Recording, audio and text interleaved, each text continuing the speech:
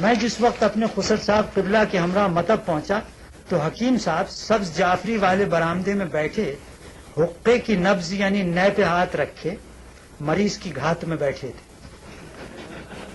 ان کی اینک کے فریم میں بلور کے 2 پیپر ویٹ سے لگے تھے.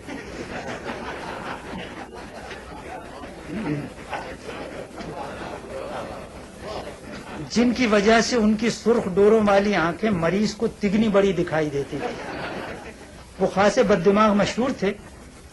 انہوں نے میرا قارورہ دیکھا اور بڑے معنی خیز انداز میں کہا.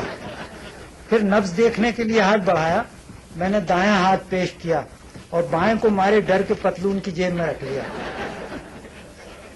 کہنے لگے بایاں نکالو. نبض پر ہاتھ رکھتے ہی اس طرح اچھل پڑے جیسا ہمارا ہاتھ کرنٹ مار رہا ہو. پھر اپنا سر پکڑ کے بیٹھ گئے. میرے خسر صاحب قبلہ کو مخاطب کر کے کہنے لگے کہ میں صاحبزادے کے ساتھ تخلیہ چاہتا ہوں. آپ دوسرے کمرے میں انتظار فرمائیے. یہ سنتے ہی میرے بزرگوار کا منہ سرخ اور میرا زرد ہو گیا.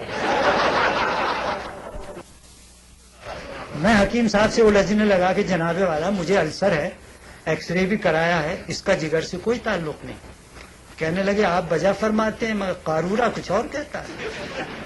انہوں نے نسخہ لکھ کر میرے ایک ہاتھ میں قارورہ اور دوسرے میں اسی کے ہمرنگ عرق بادیان کی بوتل تھما دی. اور میں نے تقریباً رہاسو ہو کر کہا کہ اگر میرا صرف جگر ہی خراب تھا تو آپ نے میرے خسر کو کیوں علیحدہ کمرے میں بیٹھنے کو کہا.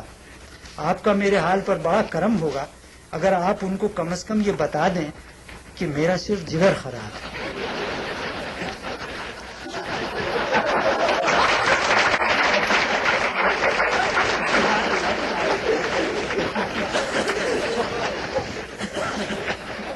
وہ بات کی تہ تک پہنچ گئے. اینک اتارتے ہوئے کہنے لگے برخوردار میں نسخے لکھتا ہوں, چال چلن کے سرٹیفکیٹ نہیں دیتا. وہ دن ہے اور آج کا دن مجھے کسی حکیم سے رجوع کرنے کی ہمت نہیں ہوئی. مخدومی و مکرمی حکیم سعید صاحب سے میرا رشتہ عقیدت و نیاز مندی ہے. ان کی حذاقت کا قائل اور اخلاق کا گرویدہ ہوں. کئی دفعہ ان سے علاج کرانے کو جی بھی چاہا مگر معتبر مریضوں سے معلوم ہوا کہ وہ بھی دونوں ہاتھوں سے دونوں نبضیں دیکھتے ہیں. یہ سچ ہے.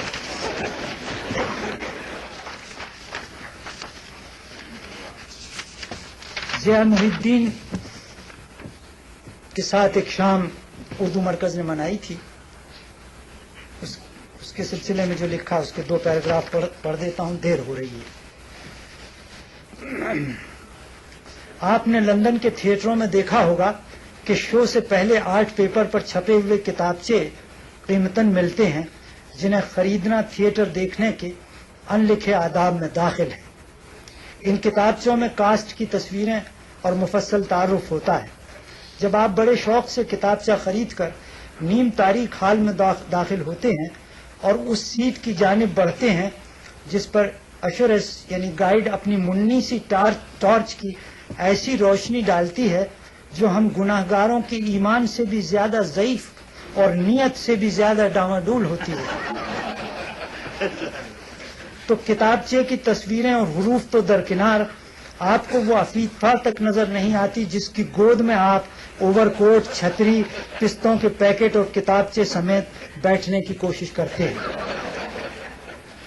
تایان کار جوانوں کی اینگلو سیکسن جھڑکیوں اور بوڑھی میموں کی گونگی گھرکیوں کے بعد آپ کو اپنی مقسومہ یعنی کرسی مل جاتی ہے اور آپ خود کو اس میں اس طرح فٹ کر لیتے ہیں جیسے یہاں کی خواتین 15 نمبر کے سمندر مشمولات کو 10 نمبر کے کوزے میں اس طرح بند کر لیتی ہیں کہ بقول نذیر اکبر آبادی آگا بھی کھل رہا ہے, پیچھا بھی کھل رہا ہے, یہاں یوں بھی واہ واہ ہے اور منہ بھی واہ واہ.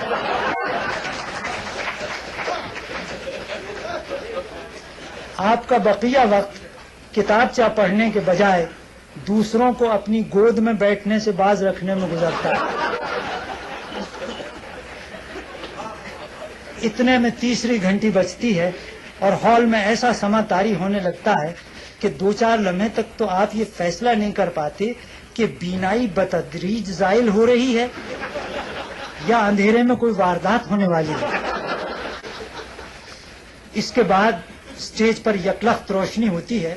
हॉल में ऐसा सन्नाटा तारी होता है कि आप ओवरकोट के अंदर भी चिलगोजा छीलें तो आखिरी कतार वाले तक की गाली आपको साफ सुनाई देगी।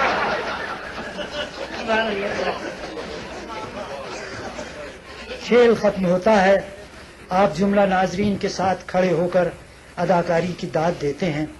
पर्दा उठता और गिरता रहता है, तालियों से हाथ झंझनाने लगते हैं, मगर जी यही चाहता है कि ये सब सामने यूं ही खड़े रहें कि इन्होंने थके हारों का दिल शाद किया और एक जहान दीगर में पहुंचा दिया।